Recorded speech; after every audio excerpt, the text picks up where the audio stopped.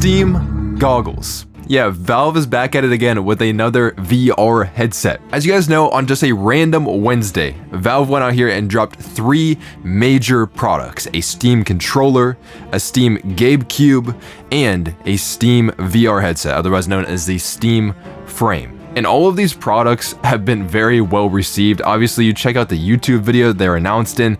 This video has 3.7 million freaking views, and the like-dislike ratio on this video is absolutely freaking insane, dude. What's funny too is because this is a Steam product, you can go on their top wishlisted things on Steam.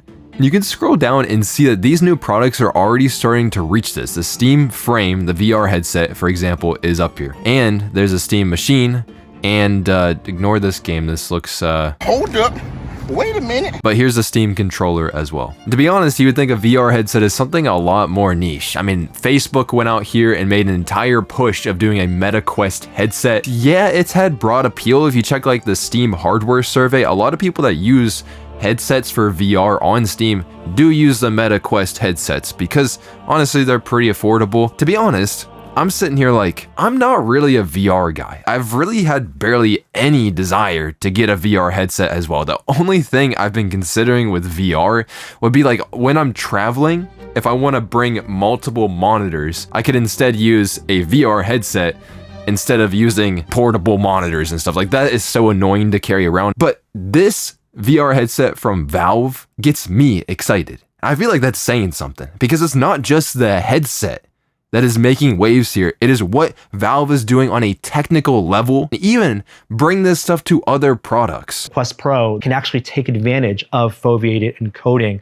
It's not going to be a feature locked to the Steam Frame. They're also building the blocks of technology that is going to probably shape the future of computing for freaking ever. And it's all in just this random, unassuming VR headset. Let's first go over the Steam Frame itself, because I'm not really a VR headset guy, so I don't have like a ton of experience with this stuff. From what I can tell, a lot of people like this. In 2 words or less, this thing is impossibly good. They said it's lightweight. The whole weight with the compute module and the headset is about 435 grams. It actually worked out ergonomically, just it didn't feel very heavy. They said the battery life is okay. It's like 2 to 3 hours from what I can tell. They like the tracking features and everything. The controllers seem to be good. They got cool features like having capacitive buttons so it could see if your finger is resting on the button. So you could have like finger emulation or control within games and stuff, which is pretty cool without having this really bulky setup. The speakers, I guess they're not really headphones, but the speakers that go to your ears seem like they're pretty good. The microphone also seems to be good.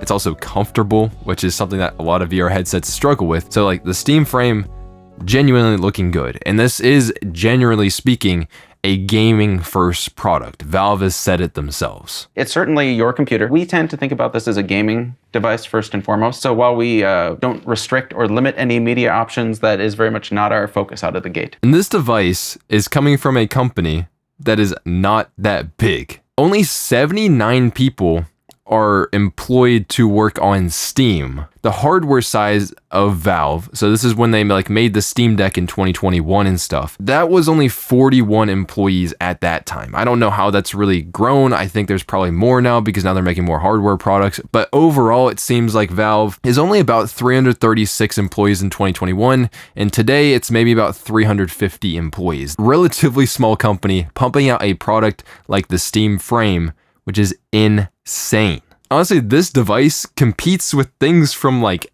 Apple. You know, Apple made their Vision Pro headset. That thing is interesting to say the least. They actually just released another refreshed version of it that is so unconsequential. Honestly, even Apple didn't nail things like the comfortability. $3,500, and I just don't know what people genuinely use this product for. The coolest thing that I've seen was this guy was able to use the headset and just sit in his car and then edit photos.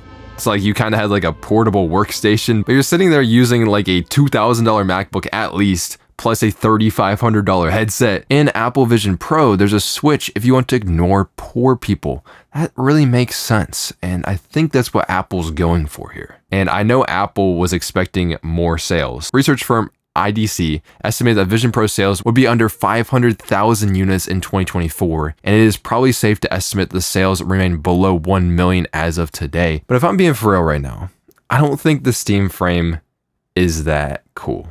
I might end up picking one up depending on how good it is, how well it integrates. Like, it has really cool features like with the streaming, and you get this little like Wi-Fi router dongle from Valve themselves that it's sending about 250 megabit per second of bandwidth to the headset. The streaming bitrate, we should confirm later, but it's on the order of 250 megabits per second.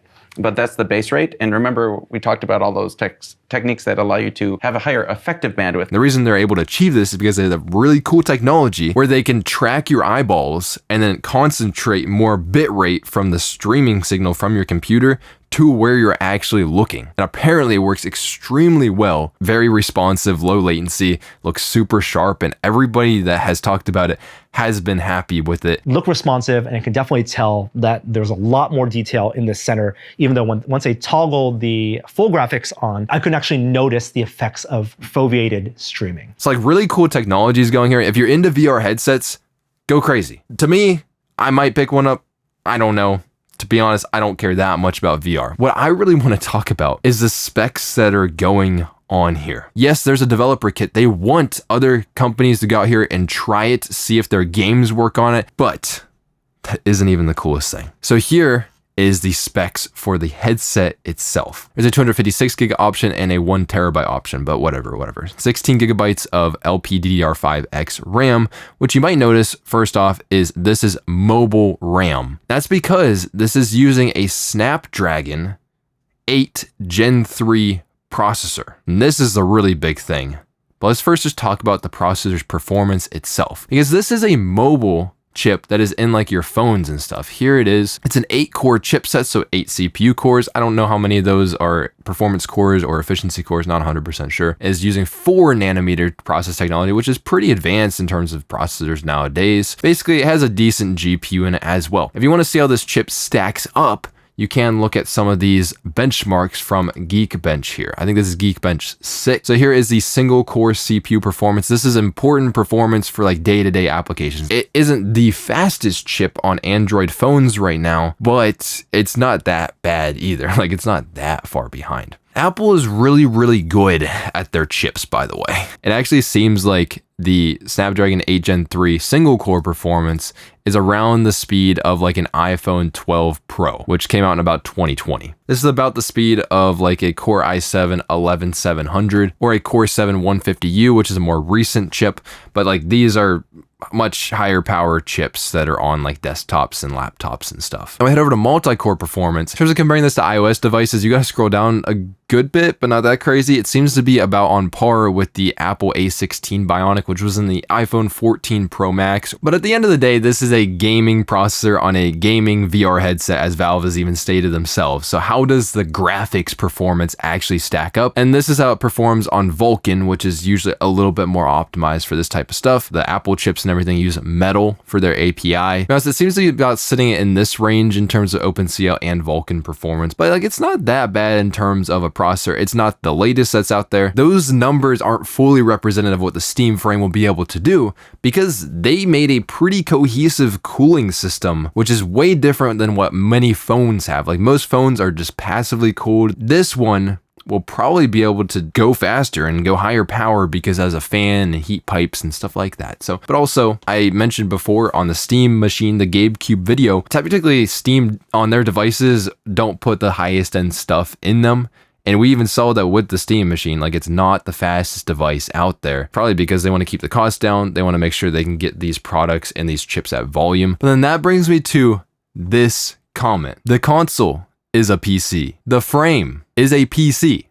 You are a PC. Everything is a PC. Because as we know in that specific thing, Valve wants you to make these devices your own. In fact, the Steam Frame is more than just streaming games from your computer to the Steam Frame. Steam Frame is a PC. And Steam Frame is a PC. Running Steam OS. In addition to streaming, you can install and play a bunch of VR and non-VR games right in the headset without a host PC. Also its own device that can run its own games. And that's what brings me back to the processor itself. Why this thing is so revolutionary. And it blows my mind how much Valve has been able to accomplish here. Because this is based on ARM64 architecture.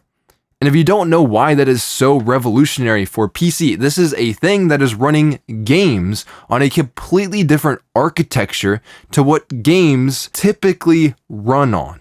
And it's doing this all on its own without any input from the developers of the games. Supergiant, the developers of Hades, didn't have any input on this. Valve just asked for permission that they can use it, and it just worked on the Steam frame natively without connected to a PC at all. Now, if you're a little bit confused right now at this point, the architecture that Windows runs on is typically x86, and then AMD even made an extension of that is still used wildly today, which made it a 64-bit based architecture. And Intel owns the license for x86. AMD did eventually acquire a license as well to use x86 architecture. So to this day, AMD and Intel are really the only companies that have access to the x86 architecture. And we've seen some things recently where Nvidia is partnering up with Intel, which is a little sussy and everything. Nvidia wants that because it gives them access to the x86 architecture in some sort of way. But seriously, Windows uses mostly x86. Almost every game out there that is on PC is using x86 architectures. And basically what Valve is doing here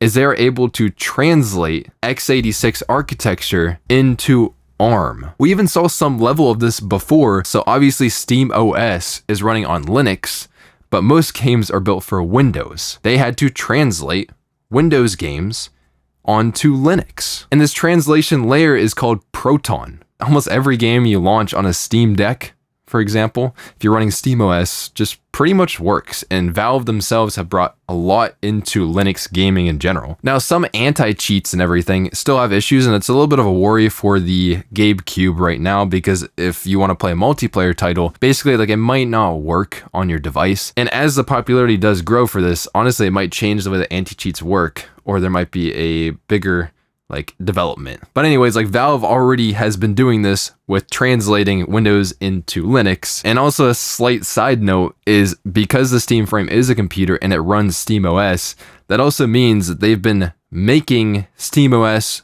possible to run on ARM in general too, which does probably mean some major things for things like the Steam Deck in the future. And other companies have also tried to do this. Quite a few of them are trillion-dollar companies like Apple, with their M series processors. If you remember back in 2020, Apple made the transition of going from Intel-based x86 Macs into going into M series chips, which were actually based on the ARM architecture. So they had to make tons of stuff. This transition was massive. I mean, they rebuilt Mac OS to run on ARM natively. A ton of different software is needed to support ARM as well from the jump. But Apple did also try this with the Rosetta translation layer. So if any app didn't run natively and still doesn't run natively today, it uses a translation layer from x86 to ARM. And overall, Rosetta is a pretty good translation layer. Seems like this guy was able to get a pretty decent improvement on this software. This is, I think, Logic Pro. So he's able to get 148 tracks on the original version on x86, and he got 212 tracks on the ARM version of the app. And this guy as well said that if you were to use Cinebench, which is a benchmarking software for CPUs and stuff, it seems like the Rosetta translation layer was still getting about 78 to 79% of the native performance. And I still think that this stuff was around the beginning of when Rosetta came out, and it probably got better over time as well. Yes, it would eat up more power. Yes, it eat up more battery life when you're using the translation layer, but at least you could get these apps to run. And because the new ARM chips were so good, it seemed like it didn't really matter that much. But one of the big things that they don't really mention, because we all know that Mac has never been that good at gaming, that was before they introduced ARM as well. So let me show you my Steam library on a freaking MacBook. As you can see on the left side of the screen, there is a ton of games here because I have a massive Steam library. Okay, I got like over 200 games or something. And you just scroll down here, these are some of my favorite games on Steam. Now what's interesting is Steam itself, the program does run natively on ARM, and that only happened in 2025 because Valve just didn't even think it was necessary. They just ran it through Rosetta anyways. There's a little button toggle up here that says show games that will run on Mac OS. I'm gonna click this button, you're gonna see how much smaller this list about it. Yeah, obviously not that many games are running on Mac now. You see how much that favorite library just shrunk down. If I even scroll down the left side, that is not nearly as many games on the left side of the screen there. But what's funny too is a lot of these games I think are just being translated as well. So you'll see a lot of light indie titles, say like Balatro. These are games that honestly are probably running through a translation layer, but because they're light enough, the developers are like, okay, I mean, yeah, it's not running as efficiently through the translation layer, but it does still work. And I know that for sure because when you run like Balatro, but when you run it on the Mac, the laptop heats up in this very light game and it drains the battery life a lot more. So I think it's being translated through some kind of compatibility layer. But there are some games like Black Ops 3 that I think does run native on ARM, Baldur's Gate 3, and even like No Man's Sky, I'm pretty sure runs natively on ARM. And nowadays, even Cyberpunk 2077 does run native on ARM. I think the reason why is because they developed the Switch 2 version of the game. So even though Rosetta is a pretty cool translation layer for like x86 to ARM, you still don't have the same game support. Also, Windows has a version for ARM as well. You know, like overall, I mean, the Snapdragon laptops were kind of cool because they're better battery efficiency compared to the other chips that are out there and everything. But you know, Windows on ARM, it still didn't have very good app compatibility. Here's some stuff from PC Magazine. And yeah, some of these apps just don't work, or they don't work in the way that they're intended. Some things aren't great. And it's because not every app on Windows either runs natively on ARM. Like it needs that translation layer, and Microsoft's version of this translation layer is called Prism. Because of this app compatibility, to be honest, and how buggy this stuff, especially at the launch, was, these really haven't sold that many devices. Like this was a massive marketing attempt from Microsoft here. Even today, it doesn't seem like they're that amazing, especially when it comes to like gaming. And there is a website out here that does check the compatibility for Windows on ARM. Just for example, just look up Call of Duty on here. This is a franchise that Microsoft actually owns because they own Activision nowadays. This one doesn't work Windows on ARM. Call of Duty 2 apparently works perfectly on ARM. Modern Warfare Remastered, unplayable. Like this is Call of Duty, you know what I mean? This is a pretty big franchise. I don't know, just say Baldur's Gate 3. Let's see if that comes up. Let's just say it's playable on here. Arc Raiders. Will this work on here? Oh, it doesn't even come up. Yeah, so I don't think you're gonna be playing that many games Windows on ARM. Microsoft, one of the most valuable companies in the world, has also struggled to get games working through this ARM x86 translation layer. One of the main advantages of Windows is having broad game compatibility. It doesn't really do that for you on ARM. So it does make me curious of how good this is on the Steam frame, that they're getting games that are Windows x86 games translated into Linux and translating into ARM. Steam is doing this through a software called Fex, which is open source, and here's the GitHub for it. This is just a software that Valve has been contributing to very, very heavily. Now, there is a performance hit to this, like it isn't free to translate this, and honestly, I'd be curious to see how much the performance hit is on the Steam frame. And it does seem like it is rapidly improving a lot like how Proton did. Basically, as each new game comes online, they might explore, oh, this game doesn't work well because it's doing the following sequence of CPU calls. Like, oh, nobody has implemented that. Recently, by recently I mean about a year ago, we've sort of transitioned to the point where now I expect games to work. So I'll pick a random game from the back catalog, launch it, and almost all the time it works great. What I think this is super cool for is what doors does it open up? Obviously, we've got those two companies, Intel and AMD, that have the licenses for x86, which means that these companies control so much of the market because they have access to that compatibility. Apple is probably the closest competitor, but they still don't have game compatibility. But what this is with Steam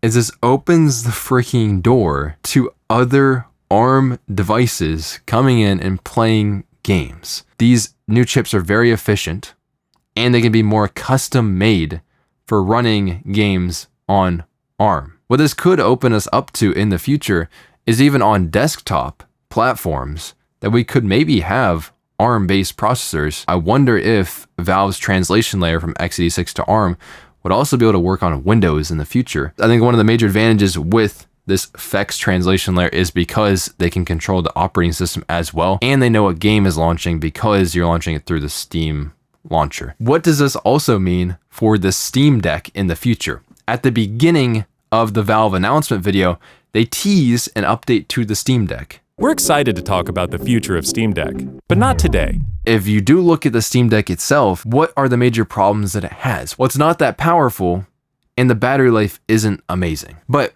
up to this point in time, the Steam Deck had to have been x86 architecture if it wanted to be more compatible with games. But what if in the future, the Steam Deck could be an ARM device that could be more optimized? Think about the possibilities of this, and that would mean also from other companies, as long as they're using Steam's software, that other handheld gaming PCs possibly could be using ARM architecture. FEX is, open source. I mean, it's on GitHub and everything. Think of how this opens the door for using ARM processors to run games. We got competition. Like, this is something that I was super hyped about when the Snapdragon X Elite chips came out from Microsoft, and I was very disappointed because they didn't really change that much, to be honest. Now, this is just a VR headset, and this is honestly what I'm more interested in with it, with the ARM processors and everything. But I do want to bring it back to the headset itself. Like, how much do you think this is going to cost? I'm not 100% sure. In classic Valve fashion, has not revealed the exact pricing. They're aiming for something that's a little bit less than what the Valve Index was. So that was like,